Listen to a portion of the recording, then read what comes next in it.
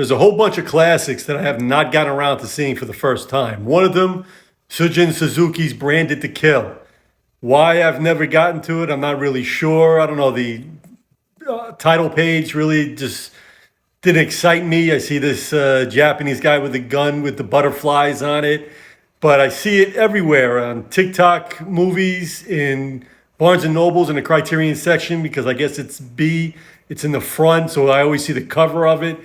Always hear that it's in the top 10, but listen, I saw it for the first time the other night, and let me tell you, this film blew my mind. This thing is a cross between the French New Wave and Kurosawa. Everything about it is just unique and special. This guy, Seijun Suzuki, is a special director. He was a guy that was given all these B scripts to make movies. They wouldn't give him a budget, and they wouldn't give him many days to do it in, and he had to do it fast.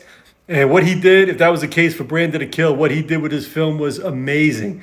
Every shot is special. Every shot is an adventure. Every shot is like a thrill. I mean, it's just incredible.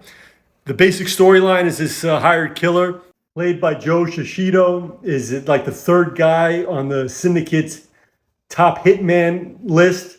This is a guy that's professional, cold-blooded, focused. Nothing really rattles him. And what he does, he goes out on this mission. He's got to knock out a couple of guys. He knocks out the first few. And then on the last one, there's a mistake.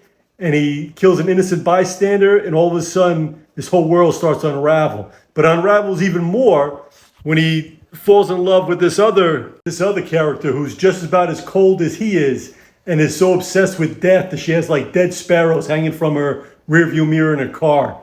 But it's classic because she wants nothing to do with him. And he starts to unravel and starts acting more like a child, this cold-blooded killer. And there's a lot of comedy in this film as well. Joe Shishido is a great story, too. This guy was a hot Japanese matinee idol looks. But I guess there was an overabundance of matinee idol looks in Japan at the time because he couldn't find a job. So what he did was he went and got implants in his cheeks to make him look like a chipmunk.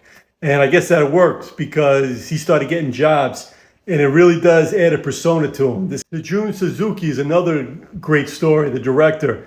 He would rewrite them. He would do whatever he had to. He'd come up with different ideas for each scene. I think one of his big mantras was not to bore the audience. And let me tell you something, he doesn't bore. There's nothing boring about this film whatsoever. But I guess he took his job so seriously, the crew didn't want to be around him because he had body odor. He wouldn't brush his teeth, because he was up all night trying to figure out the next shot. But whatever the case, they may have suffered for that shoot, but his movie's going to live forever. If you haven't seen this movie yet, you got to go out and see it. This film is a blast. It is a classic. It's already in my top 20 all-time foreign films. Branded to Kill. Don't wait like I did.